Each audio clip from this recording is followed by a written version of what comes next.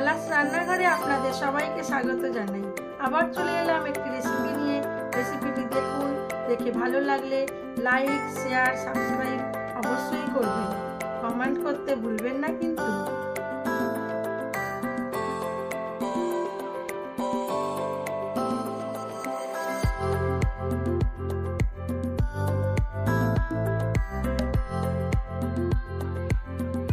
আজ একটু খাসি মাংসের ঝোল করব। কিভাবে খাসি মাংসটা কষাচ্ছি সেটাই দেখাবো। শীতের প্রথম ধনে পাতা দিয়ে আজ করব খাসি মাংস কষা। নিয়েছি আদা, রসুন, ধনে পাতা, পেঁয়াজটা কুচিয়ে নেবো, একটু বেটে নেবো আর একটু কাঁচা দেবো, আর রসুনটাও থেতো করে নিয়েছি। প্রথমে আলুগুলোকে কষিয়ে নেব, তার জন্য তেল গরম করতে দিয়েছি। আলুগুলোকে নুন আর হলুদ দিয়ে খুব ভালো করে কষিয়ে নেব।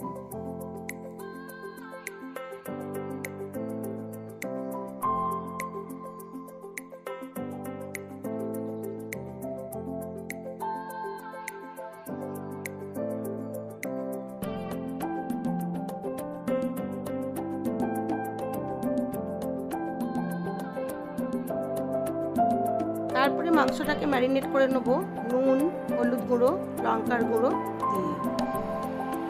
পরিমাণ মতো লঙ্কার গুঁড়ো, হলুদ গুঁড়ো আর নুন দিয়ে বেশ কিছুক্ষণ ম্যারিনেট করে এটাকে রেখে দেব।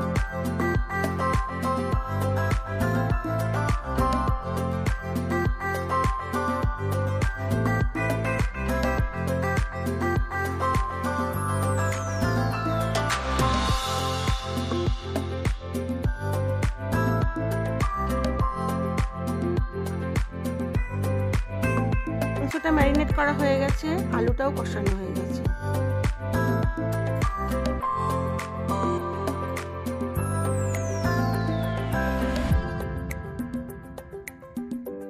তেলের মধ্যে দিয়ে দিলাম গোটা জিরে, গোটা গরম মশলা আর গোটা তেজপাতা ও গোটা শুকনো লঙ্কা। ফোড়নটা ভালো গন্ধ আসতে দিয়ে দিলাম রসুন বাটাটা। রসুনটাকে হালকা নাড়াচাড়া করে নেব, খুব বেশি লাল করে ভাজবো না। দিয়ে দেবো পেঁয়াজ কুচিটা। পেঁয়াজটাকে এবার নুন দিয়ে ভালো করে লাল করে ভেজে নেব।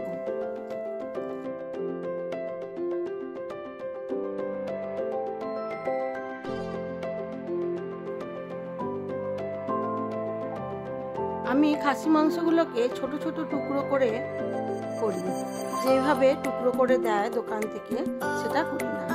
এখানে আদা, রসুন, কাঁচা লঙ্কা, ধনে পাতার গোড়া কিছুটা বেটে নিয়েছি। পেঁয়াজটাও লাল করে ভাজা হয়ে গেছে। হ্যাঁ, যেটা বলছিলাম, খাসি মাংসগুলো যদি একটু ছোট টুকরো করা যায় তাহলে টেস্ট খুব ভালো হয়। দোকান থেকে যে পিস করে দেয় আমি তার থেকে হাফ হাফ করে কেটে ছোট ছোট টুকরো করে নিই, তাতে মশলাটা খুব ভালো ঢোকে। এইভাবে ছোট ছোট পিস করে নাকি আমার দিদা খাসি মাংস কষা করতেন, কড়ার মধ্যেই করতেন, আর দিতেন অল্প একটু পেঁপে বাটা। আজ আমি আর পেঁপে বাটা দেবো না। পেঁয়াজটা ভাজা হয়ে গেছিল, দিয়ে দিলাম পেঁয়াজ বাটা, দিলাম আদা, কাঁচা লঙ্কা বাটা। এবারে ভালো করে এটাকে কষাবো। দিয়ে দিলাম অল্প পরিমাণ হলুদ গুঁড়ো আর লঙ্কার গুঁড়ো, আর দেবো টমেটো কুচি। মশলাটাকে খুব ভালো করে কষাতে হবে।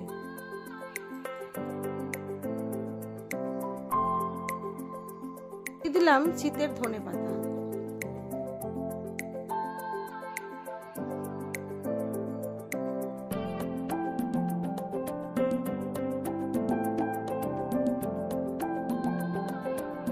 দিয়ে দিলাম অনেকটা পরিমাণ টমেটো কুচি আর দিলাম ধনেপাতা কুচি। এবারে ম্যারিনেট করে মাংসটাও দিয়ে দেবো, দিয়ে খুব ভালো করে কষাতে থাকবো। তবে একটু টমেটোর গন্ধটা চলে গেলে, টমেটোর কাঁচা গন্ধটা কেটে গেলেই দিয়ে দেবো ম্যারিনেট করে রাখা মাংসটা। আমার দিদা খাসি মাংস ছোট ছোট করে কেটে খুব সুন্দর রান্না করত। এখন দিদার অনেকটাই বয়স হয়ে গেছে, এখন রান্না তো করেনি না, এমনকি একটু ভুলে ভুলেও যাচ্ছে। আমার মা নেই, বড় মামা নেই, কিন্তু আমার দিদা এখনো আছেন, তবে আমার ছোট মামা খুব যত্নে দিদাকে এখনো সুন্দর করে রেখেছে। দিদার কথা বলতে একটু কষ্টই হচ্ছে, অনেকদিন দেখতে যাইনি। দিয়ে দিলাম কাঁচা পেঁয়াজ। আমার বাপি বলতেন যে তোর দিদা খাসি মাংসটা খুব সুন্দর করে, এখনো মুখে লেগে আছে। মামার বাড়ি গেলেই দিদা সুন্দর করে খাসি মাংস করে আমার বাপিকে খাওয়াতো, আমরাও খেয়েছি অনেকবার। আজ দিদার মতো করেই খাসি মাংসটা করলাম, তবে খেতে খুব টেস্টি হয়েছিল। কড়াতে খুব ভালো করে কষিয়ে তবে আমি একটু কুকারে সিটি দিয়ে নিয়েছিলাম।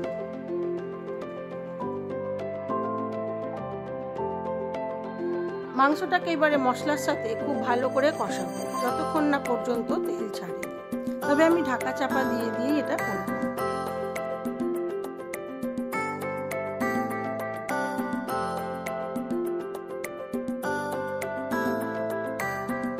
আমি তো রান্না পারতামই না, ছোটবেলায় দেখেছি দিদা ঠাকুমা সুন্দর করে রান্না করতেন এবং কষিয়ে কষিয়ে কিভাবে রং আনতেন, সেই জিনিসটা আমার খুব ভালো লাগতো। বেশ কিছু কথা আমার সেই ছোটবেলার মনে পড়ে গেল। যখন দিদা বা ঠাকুমা বা মাইমারা রান্না করতেন তখন আমি তাকিয়ে থাকতাম। ছিল একরকম, কষাতে কষাতে হয়ে গেল আর এক রকম। এই জিনিসটা আমার খুব ভালো লাগতো, সেই থেকেই আমার রান্নার প্রতি একটা ভালোবাসা জন্মে গিয়েছিল। আজও তাই মনে হলো দিনের শেষে আমারও কিছু করা দরকার, আমারও নিজেকে সময় দেওয়া দরকার। তাই সেই রান্নাকেই আজ আমি প্রাধান্য দিলাম, তাই ইউটিউবে আমি রান্না ছাড়ি। এইবারে মাংসটাকে কুকারে আমি 4-5টা সিটি দিয়ে নেব বেশ নরম করে, কিন্তু আলুগুলো আমি দেব না, কারণ আমার আলুটা চন্দ্রমুখী আলু। আপনারা চাইলে আলুটা একটা সিটি দিতে পারেন। আমি কিছুটা মাংস প্রথমে সিটি দিয়ে নেব আর কয়েকটা মাংসর সাথে আলুগুলোকে ফুটতে দেব ঢাকা চাপা দিয়ে। এবারে কুকারে সিটি উঠে গেলেই তারপরে একটু কুকারটা ঠান্ডা হলে যে প্রসেসে কুকার খোলা যায় সেইভাবে খুলে নিয়ে আবার আমি কড়ার মধ্যে মাংসটাকে ঢেলে দিয়ে ফুটতে দেবো বেশ কিছু। সত্যি খুব সুন্দর খেতে হয়েছিল এই কষানো মাংসটা। আর আজ তাই মনে পড়ে গেল দিদা ঠাকুমা ও মায়ের কথা। আমার ঠাকুমা ও মা নেই, কিন্তু দিদা এখনো আছেন। অনেকদিন দেখতে যাইনি, যাবো একদিন। তবে সেই কথা মনে করেই আজকে মাংসটা রান্না করলাম।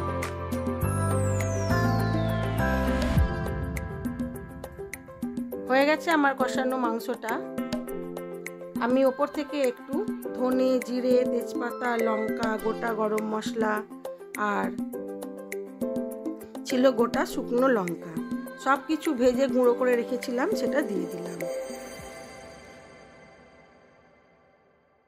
এই মশলাটা যে কোনো কষানো, এই আদা রসুন দিয়ে কষানো তরকারির মধ্যে দিলে খেতে দারুণ টেস্ট হয়, খুবই সুন্দর হয়।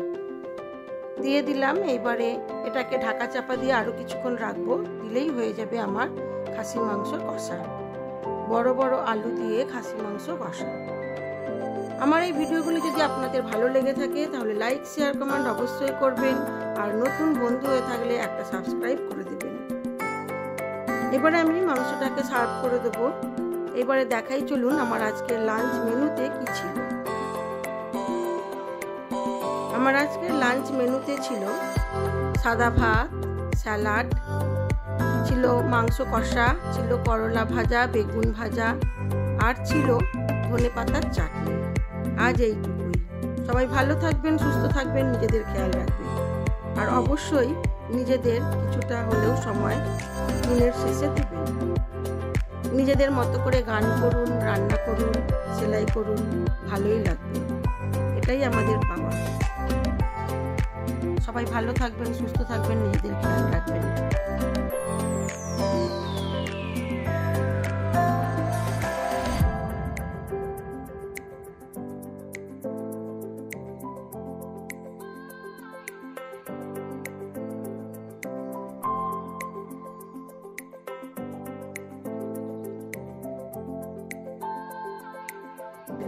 লেগে থাকে তাহলে লাইক শেয়ার কমেন্ট অবশ্যই করবেন।